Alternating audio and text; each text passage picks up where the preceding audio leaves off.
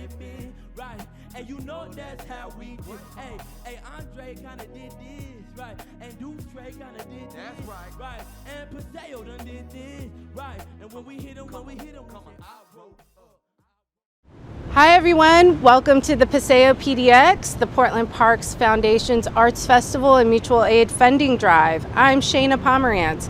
Thank you to our lead sponsor, PGE, along with the Miller Foundation, North Star Civic Foundation, Metro, and 40 other contributors. We wanted to be here with all of you in the South Park blocks, but with COVID and the Delta variant, we are here virtually and we're so happy you could join us. In a minute, we will get to hear from poet Jessica Mehta. Born and raised in Oregon and citizen of the Cherokee Nation, Jessica is an award-winning interdisciplinary author, artist, and storyteller. With 15 published books, Jessica has earned fellowships at the Shakespeare Birthplace in the UK, Paris Lit Up in France, and the Women's International Studies Center in Santa Fe, New Mexico. Jessica joins us to honor Peacekeeper Society, an indigenous-led organization mobilizing tribal trainers and wisdom keepers to host mass meal distributions throughout Oregon and Washington. To benefit Peacekeeper Society and 13 other mutual aid groups, Paseo PDX's lead sponsor, PGE, and the Portland Parks Foundation are making a $4,000 challenge to the community. So let's double or triple that amount. Any contribution, no matter how small, qualifies you for a drawing for some really cool prizes. So check it out and get involved at paseopdx.org/challenge. And now, here is Jessica.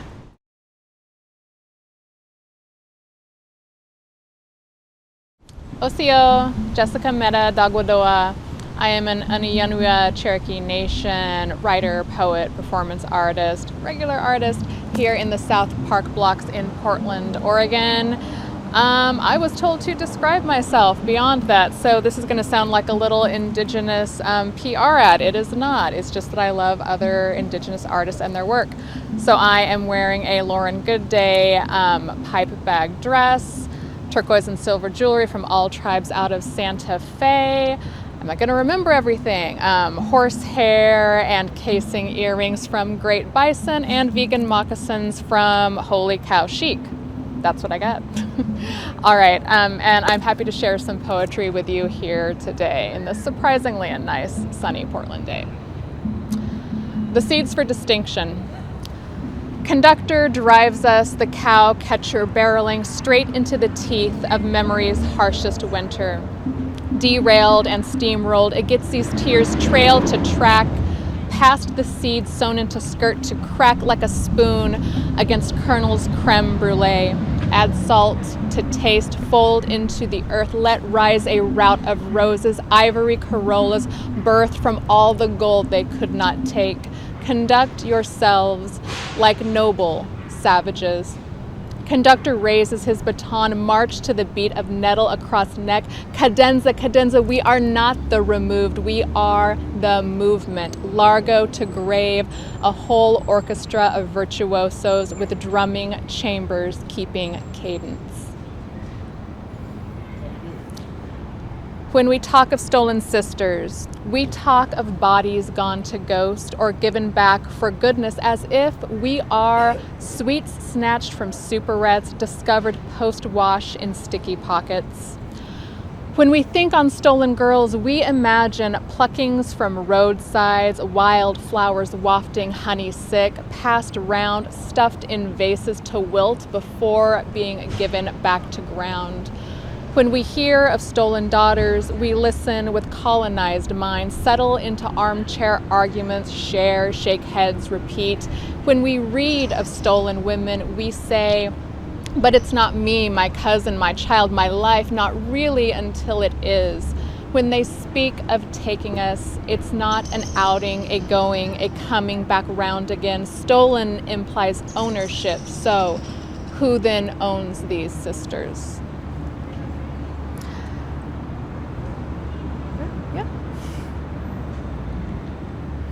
And I did eat. Like any good atheist, all I do is write about God. Malum to malice, Eve was the first disorderly eater. Behold the riches of the body. The fig is no fruit gleaming, a crowning jewel birthed between folds of her hallowed self. Taste the unraveling of this inverted flower filled with male lovers of paper nests, tucked stings, and crawling hope. Blossomed unto openings, they are blind, flightless, incestuous, desperate, a burrowing to freedom, pardon the aggress. A woman loves a woman, starving in traps, sure in this undoing. Inner petals open, ripen for my lips. What have I done? Lady, you beguiled me, and I did eat. All the ways. Know that just because we're quiet doesn't mean we aren't railing inside. We ate herring in red coats, and I told you all the ways I'd kill myself, how your lips were wilder than the moon. It's a lie that we're born alone, die alone. We arrive through slick thighs, wet bellies, and maybe we'll never see our mothers again. Maybe she'll stick to us like burned batter all our lonely lives. And we'll die with all those lovers, gone mothers, animals that licked our hurts, knotted like stowaways in the most secret, desolate chambers of our hearts. They usher us, shaking, straight into the luminous. Found Nations. The first line of this poem, "We Were Children," was inspired by that exact line, which was painted on a cathedral in Canada a couple of months ago, summer 2021, as the bodies of mass Indigenous children at what used to be residential boarding schools were starting to be dug up and exhumed. We were children, sown as seeds, no babies gone to ghost. You interred us not in unmarked graves, buried sins and shames ill-covered.